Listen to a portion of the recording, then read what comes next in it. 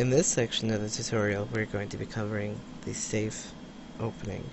It is by far the safest opening that I know, and it is the one that I use to deter any aggression at all, really. As long as we have, as long as the enemy player has a hatchery down at its natural expansion. This will stop any and all attack that I have faced so far in at least 30 to 40 ladder games minimum, with a convincing way, as long as you micro properly anyway. So the way that this build works is that at 10 supply we are going to be making a supply depot. After the supply depot, we will be making a barracks at 12 supply at the front. You do want these at the front of the ramp. After we drop this barracks, we want a refinery. The refinery is for a number of reasons. We get this refinery at 13 supply.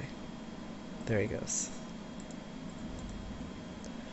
The reason why we get the refinery so soon is because our goal is to get up to a reactor pretty early on. We also want to get down an expansion early on, but the reactor allows us to pump out twice as many Marines without sacrificing a lot of gas. So a lot of fighting units for not a lot of gas and not a lot of minerals. If you combine the Marine with the bunker, they are one of the most optimal ways of defending early game harassment in every matchup. After the barracks is finished, we use the same SCV to build a supply depot. We also scout with an SCV while the barracks is building. We build an orbital command also the same time the barracks is finished. You can queue up this supply depot while the SCV is making the barracks, and then wait for when the barracks is finished to immediately make your orbital command. You can spam the B button when you know that the barracks is about to finish. The way that you can start the supply depot beforehand is if you shift queue it to build it. For example, if you hold down shift and they tell it to build a structure and then a supply depot, you can then place the supply depot in this location. You will see a green highlighted area. This will make it so that this will show you that the SCV is going to build a supply depot there the moment it's done constructing its current building. This way we do not have to start the supply depot and the orbital command at the same time. We can focus entirely on starting the orbital command right away, and then the SCV will start building the supply depot right away. As long as there is no circling rush, which this SCV should be able to see for the most part, as long as there are no circlings nearby, we can move this barracks. With this barracks we want to make a reactor, and then we want to move the SCVs that we transferred onto the refinery the moment it was finished off. The main goal of this is to get the reactor early on, and then have one SCV still mining gas, and then get our command center very soon. We set a rally inside of the base, even if the wall was in a different direction. If the wall off was here, we would still rally them inside the base, even though the barracks would be on the edge and not the add-on. We're scouting out his base. We're mostly looking for a spawning pool, a hatchery, and a gas geyser. The gas geyser for the safe opener is not really of any concern. The biggest thing we want to see is that there is a hatchery in this location. Back at the base, if we don't see any zerglings and there isn't hatchery, we can immediately drop our command center the moment we have the resources at 18 supply.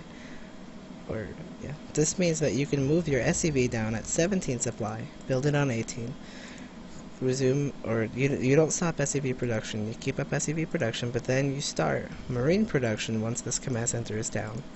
You also want to start building a bunker the moment the Marines are halfway to being done.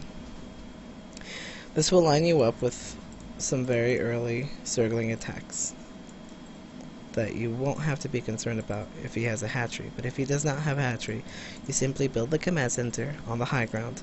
You don't need a bunker unless you spot gas. Then you definitely need a bunker in case of baitling bust, and you put your Marines behind.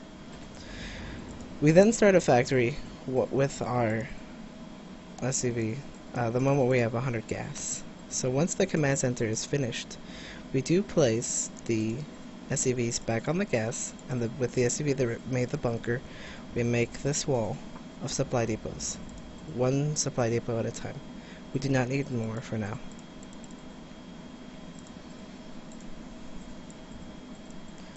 Orbital command right away. This is normally at 30 supply. And we keep a few marines going around just in case there are some overlords coming. We do like to build our supply depots at the edge, at least one depot here, or a depot here, in case this time we used a marine. This allows us a spot for overlords incoming.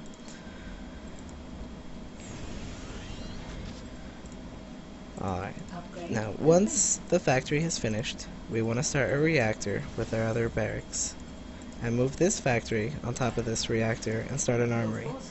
This allows us to begin Hellbat Marine production. As you can tell, our wall is coming along nicely. Before we get the Hellbats, while this armory is building, this armory takes 65 seconds to build. This gives you enough time to build 2 Widow Mines. You don't have to start them right away, but you definitely want 2 Widow Mines. Once the Widow Mines have started, you do want to get a starport. The Widow Mines are something you will place in these 2 locations. You want them close enough to the bunker that Zerglings can't trigger them running past. You want them far away from the wall so that banelings don't accidentally kill them when trying to break down your wall. A good baneling bus will arrive at your base at about 7 minutes and 40 seconds. Our Widow Mines are now officially in position for this baneling bust, and our wall is closed off. Once the reactor on the barracks is finished, we move our starport over to where this reactor is. This Widow Mine is a little bit too far from the bunker. We started Hellbat production and our +1 attack the moment the armory finished. This allows us to have 4 Hellbats out by the time our 2 medevacs, which we're just waiting on the gas for, and the minerals, our two medevacs, to be able to carry 4 marines over. Unfortunately, I do forget to start one this game. While the medevacs are building, about halfway through you should drop a command center, get your gas, and an engineering base. The fastest timing a 2-base Mutalisk play can reach you is 8 minutes and 45 seconds, approximately 9 minutes. Make sure that you know what your opponent is doing by scouting around the map with SCVs. Since he's dropping a 3rd hatchery, we do not have to worry about these.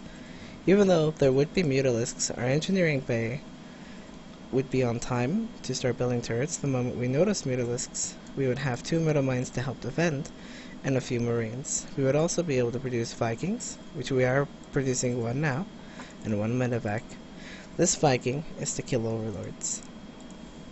This factory is something you place after you have established your gas, your engineering bay, and your command center, and your Viking.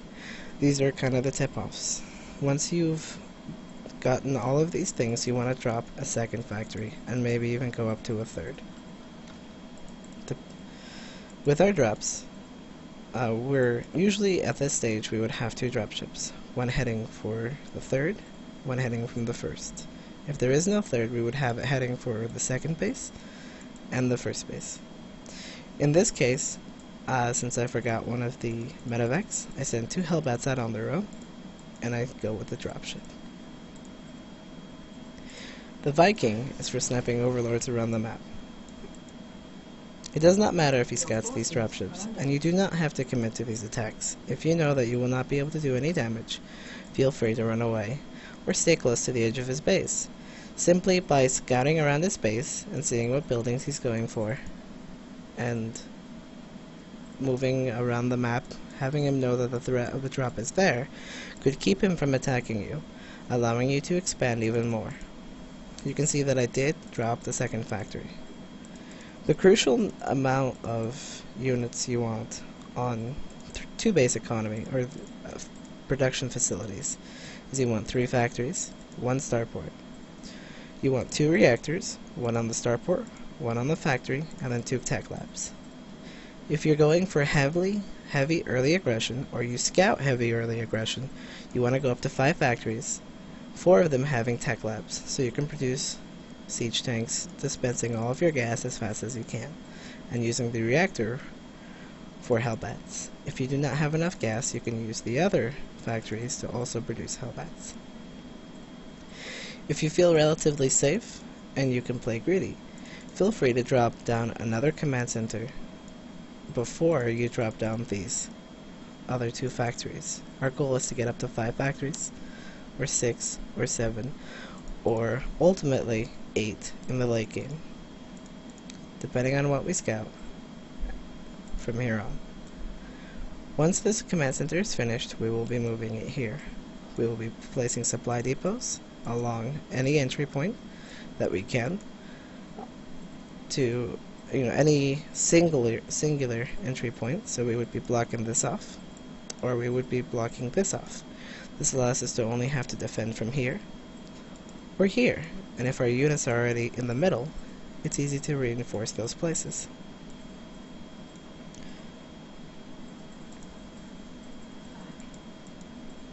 Our dropships are now going in. The damage it's doing is irrelevant. We are now focusing on the build order. The whole opening leading into the mid-game, you want to constantly pressure him with Hellbats. You don't have to land them, but you do have to try to be out on the map. You do have to be aggressive. We do end up going for 4 factories this game. This is because when we scouted him out, we see that he's going for very greedy play with the 3rd base. 4 factories is kind of like a midway between 5 and 3. You can punish him a little bit more, but you can't be quite as greedy. But you can definitely be more greedy than 5 factories. You do not want to have 5 factories when you only have 2 command centers. You want to be up to 3 command centers. This gives you the option of expanding once you have a critical amount of units, and the option, presents itself the ability to expand by overwhelming him or good positioning. From here on, the entire game changes, depending on what we scout. But this is the basic build order.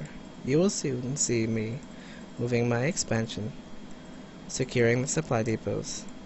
You see the Vikings still moving around the map, dropships are moving out in many different directions, not always needing to do damage. Remember to not trade units poorly. You want to trade units evenly or better, but you must understand that if you lose too many units, you'll be open to a counterattack. Once the 4 factories are down, we get tech labs on them right away, and we start producing siege tanks. I am now playing extremely greedy since I have been able to weaken him in this game. He's constantly moving around his workers, and he's lost quite a bit, and he's not really able to attack me because I'm producing so many siege tanks. From here on, I'm playing greedy. It's very common that once you're on 3 base economy that you can drop 2 command centers if you feel safe for extra SCV production and extra mule income. This greatly boosts your minerals and allows you to use minerals very freely. So you can use Hellbats, you can lose them a lot more freely. You can build a lot more supply depots for walls, missile turrets for drops or mutalisks. Minerals, when you're on 5 orbital command economy and 3 base, are kind of just things you throw away. The gas is the most important part of the build. Your forces are under